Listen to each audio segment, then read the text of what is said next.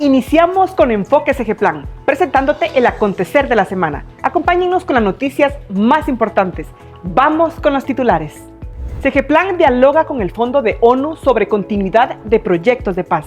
Revisan avances y retos del Fondo para la Consolidación de la Paz de Naciones Unidas. Retomar el nivel técnico, la prioridad de SGPlan.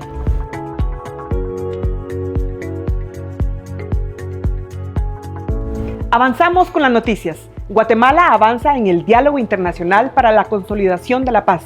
Autoridades de SGPlan sostuvieron un encuentro con la delegación del Fondo para la Consolidación de la Paz de Naciones Unidas para evaluar la continuidad y el enfoque de los proyectos que ejecutan en el país. Vamos con los detalles en nuestro segmento Semana al Instante. Autoridades de la Secretaría de Planificación y Programación de la Presidencia, SGPlan, sostuvieron un diálogo con 12 integrantes de la Delegación de Países Donantes y socios del Fondo para la Consolidación de la Paz de Naciones Unidas en el marco de su visita oficial a Guatemala. Durante el encuentro se intercambiaron experiencias y aprendizajes sobre los proyectos que el Fondo ha implementado en el país en los últimos años, orientados a la prevención de la conflictividad y al fortalecimiento institucional. Previo a este diálogo técnico, el presidente de la República, Bernardo Arévalo, sostuvo una reunión con la delegación internacional en la que brindó un contexto sobre la situación del país, los avances alcanzados y los principales retos en materia de consolidación de la paz. El secretario de Planificación, Carlos Mendoza, valoró el rol del Fondo para la Consolidación de la Paz al destacar su capacidad de actuar con oportunidad, flexibilidad operativa y legitimidad política en territorios donde los riesgos de escalamiento son mayores. Hemos recibido a la delegación de la Comisión del Fondo de Naciones Unidas para la Construcción de la Paz, conocida por sus siglas en inglés como PBF, que es un fondo que opera en Guatemala desde el año 2011, y esta comisión o delegación viene a evaluar las condiciones del país para ver si seguimos siendo un país elegible para recibir estos fondos de Naciones Unidas, que se dedican, como su nombre lo dice, a proyectos que ayuden a construir la paz, a consolidar la paz en el país, y sobre todo en lo que se refiere a la prevención de la conflictividad. Ellos han apoyado en años anteriores, por ejemplo, la prevención de la conflictividad electoral, trabajando algunas agencias del sistema de Naciones Unidas con el Tribunal Supremo Electoral. La modalidad de estos proyectos son siempre una agencia del sistema de Naciones Unidas con una contraparte del Estado de Guatemala, no necesariamente del Ejecutivo, puede ser de los otros poderes del Estado, ayudando a fortalecimiento institucional. Y en Guatemala, pues lamentablemente tenemos distintos tipos de conflictividad, no solo la conflictividad electoral, sino también la conflictividad agraria, por ejemplo. Entonces ellos podrían apoyar algún proyecto específico que ayude a resolver las causas de esa conflictividad. También participan apoyando programas que empoderen a los jóvenes, a las mujeres y a los pueblos indígenas para que tengan una mayor visibilidad y participación en la toma de decisiones, y sobre todo para que se garantice la sobrevivencia de la democracia en el país, porque la paz ahorita en Guatemala depende en gran medida de que se mantenga viva la democracia en el país. Previo a este diálogo tuvimos una reunión con el presidente de la República donde él les dio un panorama general de cómo está el proceso de consolidación de la paz en el país y de los riesgos que enfrenta Guatemala.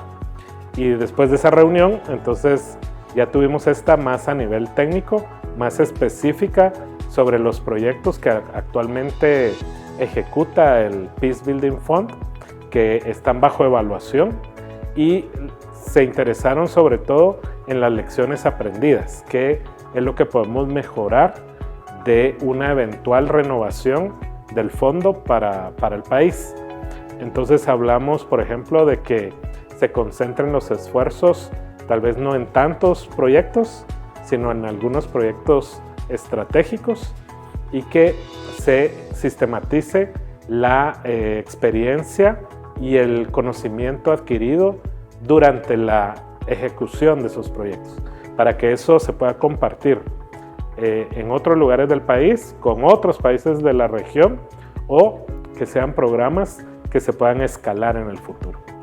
Asimismo, Guatemala planteó la necesidad de impulsar proyectos estratégicos más focalizados y de fortalecer la sistematización de la información generada para que los resultados incidan en la toma de decisiones al nivel local, nacional e internacional.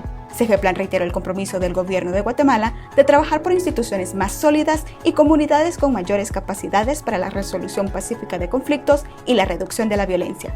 En seguimiento a este diálogo político, la visita de la delegación internacional también permitió evaluar junto a Naciones Unidas y el gobierno de Guatemala los avances, desafíos y prioridades del Fondo para la Consolidación de la Paz de cara al periodo 2026-2030.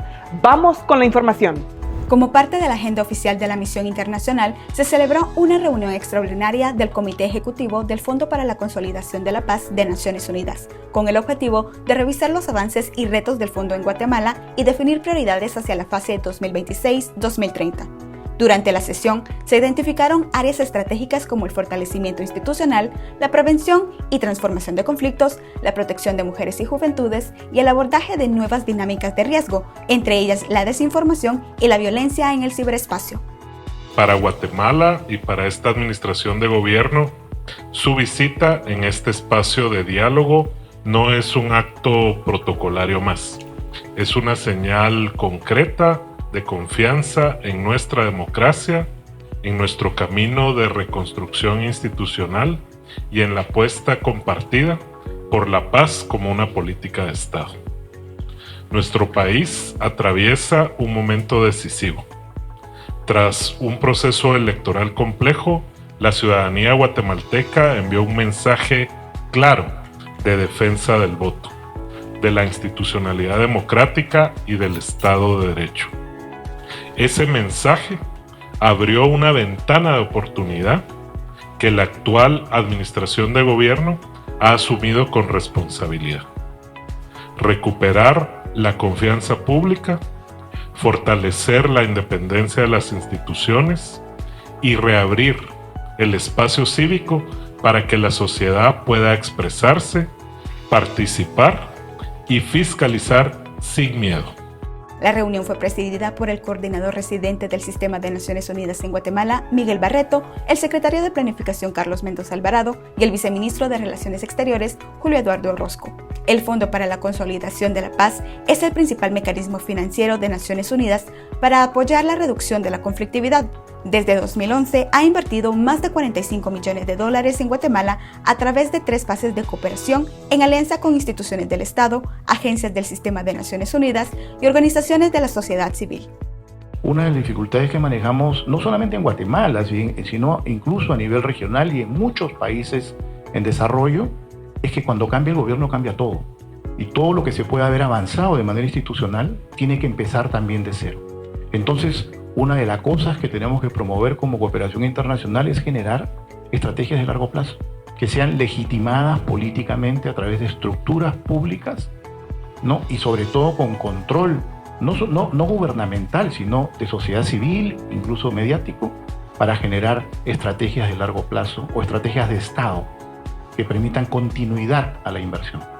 El secretario Mendoza expuso 3 ejes que orientan la visión del país hacia la nueva fase: proteger la democracia y el Estado de Derecho, construir una cultura de paz desde los territorios y con poblaciones históricamente excluidas, y garantizar la sostenibilidad de los procesos impulsados. Queremos y debemos garantizar la sostenibilidad de lo que juntos estamos construyendo. No queremos que los avances que hemos logrado con el PBF sean experiencias efímeras, aisladas. Nuestro propósito es que se conviertan en políticas públicas permanentes, integradas en la planificación nacional y en los presupuestos públicos. Eso implica pasar de la reacción a la prevención, fortalecer sistemas de alerta temprana, capacidades locales de mediación y mecanismos de coordinación interinstitucional que se mantengan más allá de los cambios de administración de gobierno. Por su parte, el viceministro Orozco destacó que esta visita permite a los donantes conocer de primera mano el impacto de los proyectos y fortalecer el diálogo entre el gobierno, Naciones Unidas, la sociedad civil y las comunidades beneficiarias. Continuamos con información importante. Retomar y fortalecer el nivel técnico de SEGEPLAN ha sido una de las principales prioridades de la actual administración. Para lograrlo, la institución trabaja en mantener un equilibrio entre la labor técnica y el ámbito político, combatir la corrupción y al mismo tiempo mejorar la eficiencia y agilizar los procesos. Sobre estos avances conversamos con el secretario de Planificación, Carlos Mendoza. Vamos con la nota. SEGEPLAN avanza en el fortalecimiento de su rol técnico como entidad asesora del Estado en planificación y desarrollo. Como parte de este esfuerzo, en la presente administración, la institución trabaja en el fortalecimiento de su recurso humano, el equilibrio entre lo técnico y lo político y la mejora de la eficiencia en sus procesos. Desde el inicio de su administración, el titular de SEGEPLAN, Carlos Mendoza Alvarado, canaliza todos sus esfuerzos en retomar el nivel técnico de la Secretaría. Algo que estuvimos insistiendo desde el inicio de esta administración fue el tema de retomar el nivel técnico de la SEGEPLAN, porque nosotros somos un ente asesor del organismo ejecutivo, de las municipalidades, del sistema de consejos de desarrollo y también de entidades autónomas y descentralizadas que buscan de nosotros pues una opinión técnica en distintos ámbitos. Quizá el más sobresaliente es el tema de la inversión pública, pero también está toda la temática de las políticas públicas, ¿verdad? Que suelen ser sectoriales, y todo el tema de los planes operativos anuales, los multianuales, los planes estratégicos institucionales y toda la temática que tiene que ver con la aprobación de cooperación internacional. El secretario Mendoza informó que una de las prioridades de la actual administración es asegurar que las decisiones públicas se basen en criterios técnicos, datos confiables y procesos claros. De parte del presidente recibimos un mandato de revisar todo esto que SEGEPLAN tiene como normas con el fin de hacer más expedito y más ágil los procesos de emisión de opinión técnica.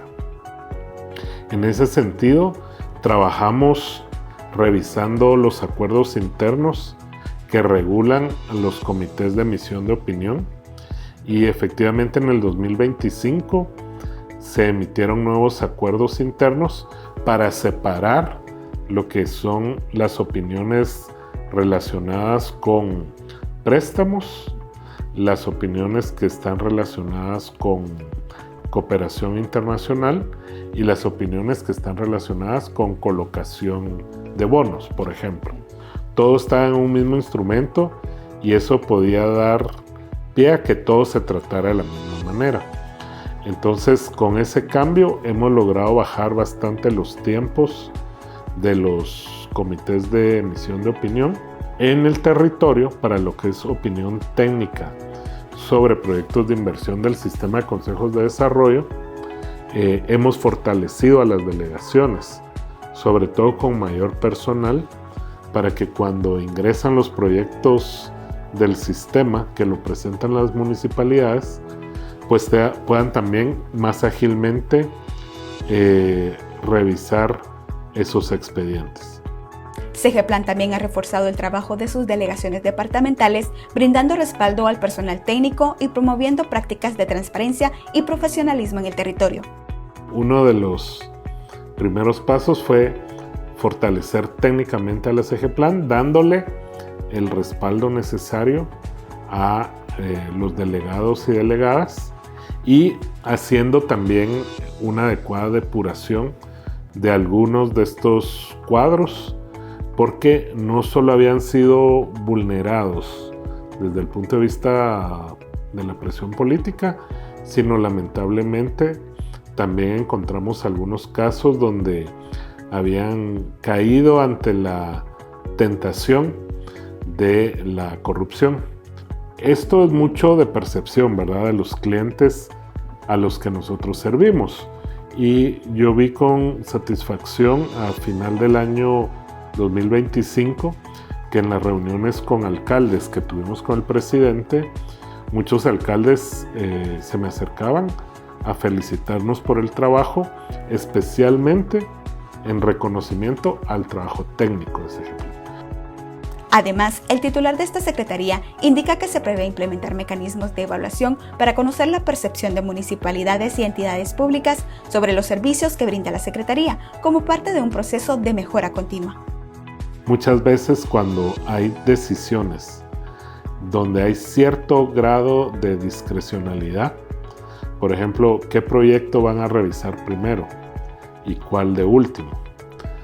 Uno piensa que pues, el proyecto que empezó primero debería ser revisado primero, pero en las delegaciones puede ser que alteren ese orden, no necesariamente se garantiza ese orden, y eso podría dar origen a quiere que yo le revise primero su proyecto, entonces ahí hay una oportunidad de corrupción, o simplemente el hecho de no revisar un proyecto hasta que no les garantice una ganancia privada. Entonces, esa lucha contra la corrupción también nos ha permitido mejorar los tiempos. Con estas acciones, SEGEPLAN busca consolidarse como una institución técnica, confiable y orientada al desarrollo del país. El día a día de SEGEPLAN también es el desarrollo de espacios digitales que organicen, agilicen y permitan el mejor desarrollo técnico entre instituciones. A continuación, nuestro segmento, Plataformas Digitales.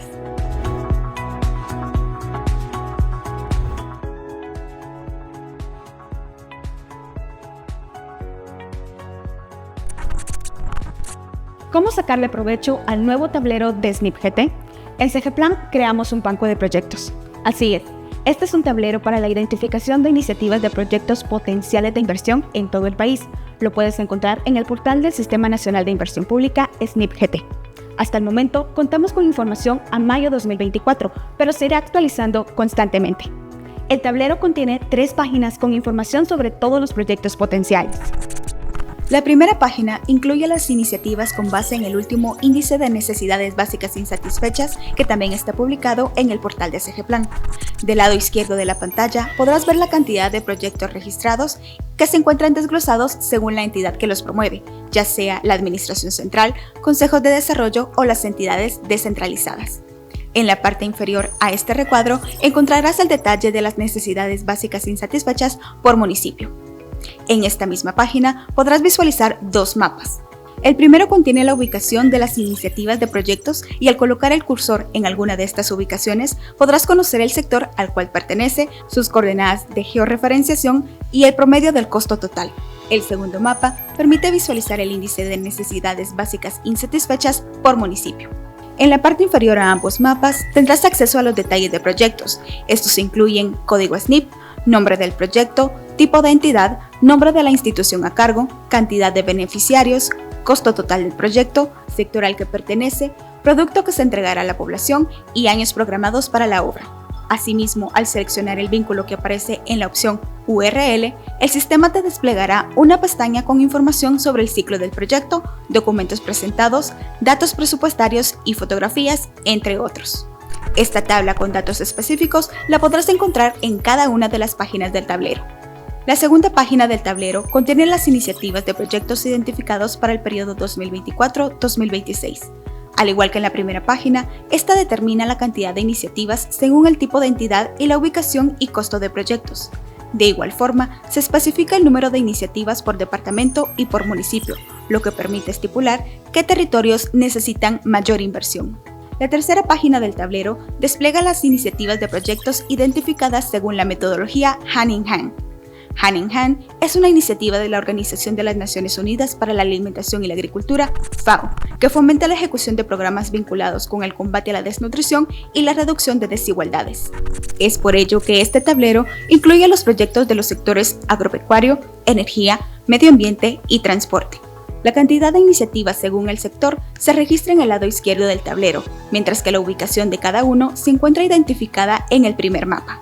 El segundo mapa permite georreferenciar cada proyecto por alta prioridad, alto desempeño, baja prioridad con oportunidades agrícolas altas, crítico con oportunidades moderadas, prioridad media con oportunidades agrícolas altas y prioridad media con oportunidades agrícolas moderadas.